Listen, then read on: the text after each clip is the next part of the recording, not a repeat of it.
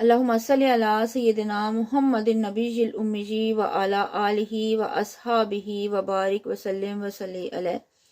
आज मैं आपके साथ हज़रत आयशा सिद्दीक़ा रज़ी अल्लाह ताला अन्हा की हालात ज़िंदगी के बारे में कुछ वाक़यात शेयर करूँगी।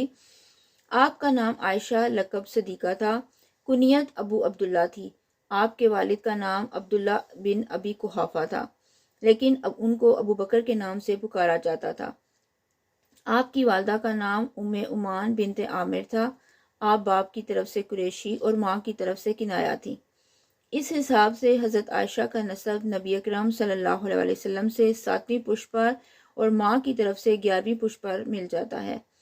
आपकी कोई औलाद नहीं थी। रसूलुल्लाह सल्लल्लाहु अलैहि वसल्लम ने फरमाया था, तुम अपने भांजे अब्दुल्ला बिन जुबैर के नाम पर अपनी कुनियत रख लो। जब अब्दुल्ला बिन जुबैर पैदा हुए तो आप उन्हें लेकर हुज़ूर सल्लल्लाहु अलैहि वसल्लम के पास आईं। तो उस वक़्त आप सल्लल्लाहु अलैहि वसल्लम ने फरमाया, ये अब्दुल्ला है और तुम अब उम्मे अब्दुल्ला।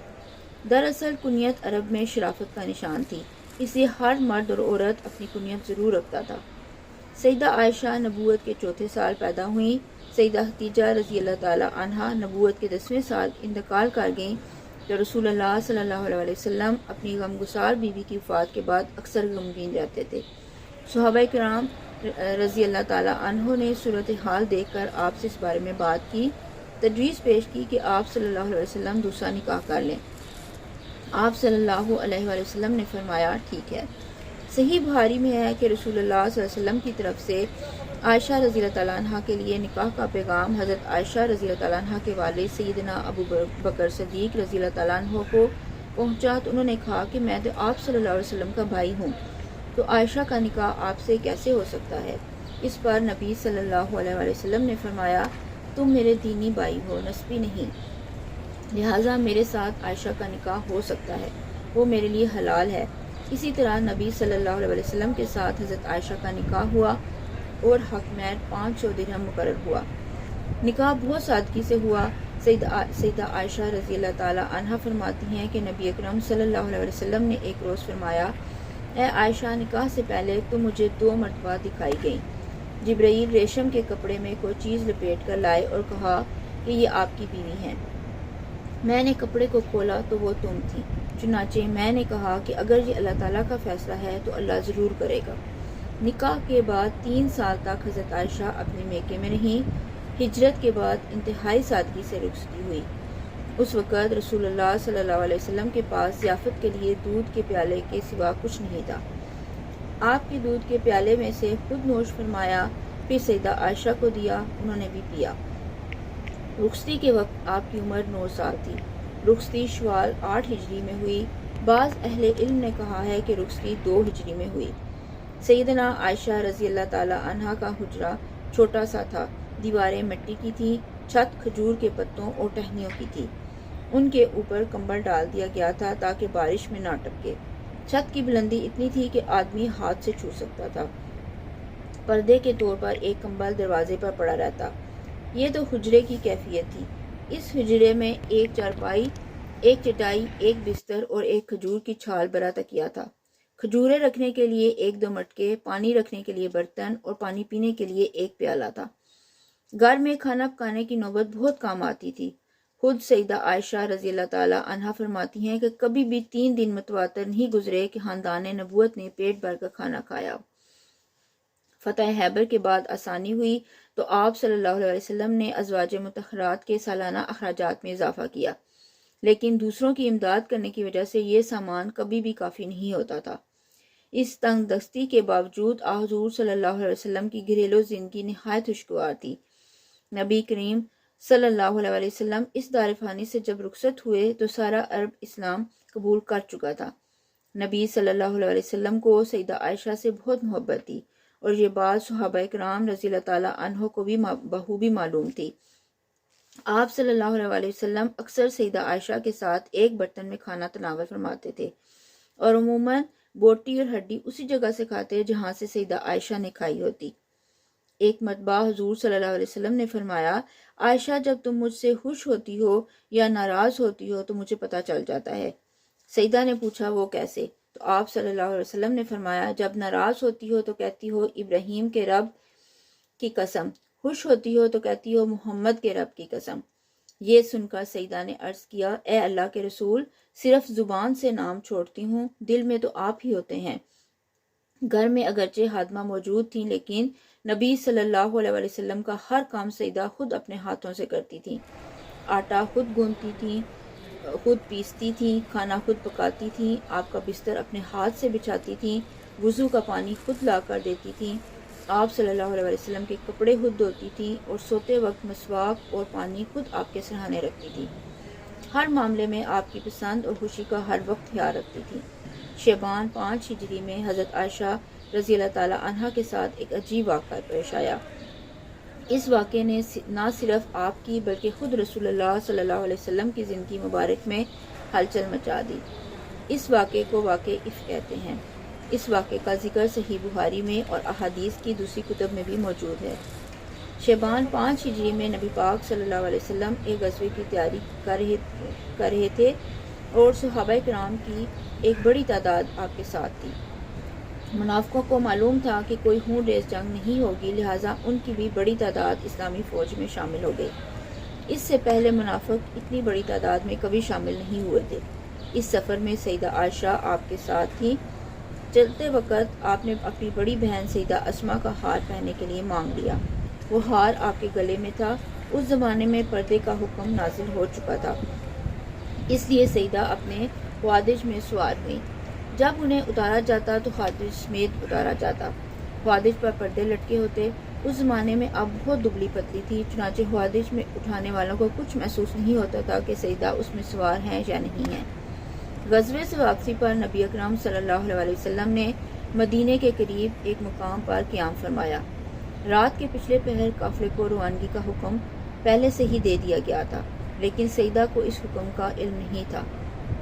قافلے کی روانگی سے کچھ دیر پہلے سیدہ خوادج سے نکل کر قضائے حاجت کے لیے قافلے سے دور نکل کر آڑ میں چلی گئیں۔ فارغ ہو کر لوٹی تو گلے پر ہاتھ لگا تو گلے میں ہار نہیں تھا۔ بہت گھبرائیں اور وہیں واپس جا کر ہار تلاش کرنے لگیں۔ سیدہ کا خیال تھا کہ ابھی لوٹ آؤں گی، لیکن اس وجہ سے انہوں نے کسی کو نہیں بتایا تھا کہ وہ اس طرف جا رہی ہیں۔ ادھر قافلہ چونکہ روانگی کے لیے تیار تھا، اس لیے خادموں نے خیال کیا کہ سیدہ اپنے خوادج میں ہے، اس لیے انہوں نے خوادج کو اونٹ پر رکھا اور کوچ کیا۔ انہیں اس کے ہلکے ہونے کا احساس نہ ہوا، اس لیے کہ سیدہ کا وزن بہت کم تھا۔ لشکر تو روانہ ہو گیا، ادھر انہیں ہار بھی مل گیا۔ یہ ہار لے کر جب واپس لوٹی تو وہ لشکر وہاں سے جا چکا تھا۔ بہت پریشان ہوئی، پھر سوچا کہ جب رسول اللہ صلی اللہ علیہ وسلم اگلے مقام پر پہنچ کر مجھے نہیں پائیں گے تو پھر میری تلاش کے لیے آدمی بھیجیں گے۔ چنانچہ آپ اسی جگہ چادر اوڑھ کر لیٹ گئیں اور انہیں نیند نے آ لیا۔ صحابی رسول صلی اللہ علیہ وسلم صفوان بن معطل فوج کی گری پڑی چیزوں کو اٹھانے کے لیے لشکر کے پیچھے رہتے تھے۔ صبح کے وقت وہ اس جگہ پر پہنچے جہاں لشکر نے پڑاؤ کیا تھا۔ اس جگہ پہنچتے ہی ان کی نظر سیدہ عائشہ پر پڑی۔ دیکھتے ہی انہوں نے ان کو پہچان لیا، کیونکہ پردے کے حکم سے پہلے انہوں نے ان کو دیکھا ہوا تھا۔ انہوں نے حضرت عائشہ کو دیکھ کر کہا، انا للہ و انا الیہ راجعون۔ ان کی آواز سن کر سیدہ کی آنکھ کھل گئی۔ انہوں نے اپنا منہ فوراً چادر میں چھپا لیا۔ سیدہ عائشہ خود فرماتی ہیں کہ اللہ کی قسم صفوان نے نہ مجھ سے بات کی، نہ ان کی زبان سے انا للہ و انا الیہ راجعون کے علاوہ کوئی اور کلمہ نکلا، اور نہ ہی میں نے سنا۔ حضرت صفوان نے اپنا اونٹ سیدہ کے قریب بٹھا دیا۔ اونٹ سامنے کر کے آپ خود پیچھے ہٹ گئے۔ سیدہ اونٹ پر سوار ہو گئیں تو صفوان اگلی منزل کی طرف روانہ ہو گئے اور دوپہر کے وقت اسلامی لشکر میں جا پہنچے۔ یہ ایک بالکل معمولی واقعہ تھا اور سفر میں اکثر ایسا ہوتا رہتا تھا، لیکن لشکر میں چونکہ منافقین موجود تھے، وہ بھلا یہ موقع ہاتھ سے کیوں کر جانے دیتے۔ انہوں نے سیدہ عائشہ رضی اللہ تعالی عنہا پر بدنامی کا الزام لگا دیا۔ نعوذ باللہ، نعوذ باللہ۔ مدینہ پہنچ کر سیدہ بہت سخت بیمار ہو گئیں اور ایک مہینہ جو ہے وہ ان کی بیماری میں گزر گیا۔ منافقین نے اس واقعے کو خوب ہوا دی۔ نیک دل مسلمانوں نے سنتے ہی اپنے کانوں کو ہاتھ لگائے۔ حضرت عائشہ کو اس وقت اس واقعے کے علم نہیں تھا۔ جب بعد میں انہیں اس بات کا علم ہوا تو وہ بہت روئیں۔ پھر سیدہ کے حق میں آیات نازل ہوئیں۔ جب حضور صلی اللہ علیہ وسلم مسجد میں تشریف لائے اور قرآن پاک کی آیات نازل ہوئیں تو آپ نے ان کی تلاوت کی۔ پھر وہ مسلمان جو منافقین کے دھوکے میں آ گئے تھے انہیں 80 درے مارے گئے اور پھر انہوں نے توبہ کی۔ سیدہ کے حق میں نازل ہونے والی آیات نے ان کی عزت اور عظمت میں 4 چاند لگا دیے اور منافقوں کا منہ کالا ہوا۔ نزول وحی میں جو 1 ماہ کی تاخیر ہوئی اس میں یہ حکمت بیان کی جاتی ہے کہ سیدہ کو یقین ہو جائے کہ اللہ کے سوا کسی سے امید وابستہ نہیں رکھی جا سکتی۔ ان آیات اور روایات میں سے ایک بات یہ بھی ثابت ہوئی کہ علم غیب اللہ کے سوا کسی کو معلوم نہیں۔ سیدہ عائشہ جوانی میں ہی بیوہ ہو گئیں۔ آپ نے رسول اللہ صلی اللہ علیہ وسلم کے ساتھ صرف 9 سال گزارے۔ رسول اللہ صلی اللہ علیہ وسلم کی وفات کے وقت سیدہ عائشہ کی عمر صرف 18 برس تھی۔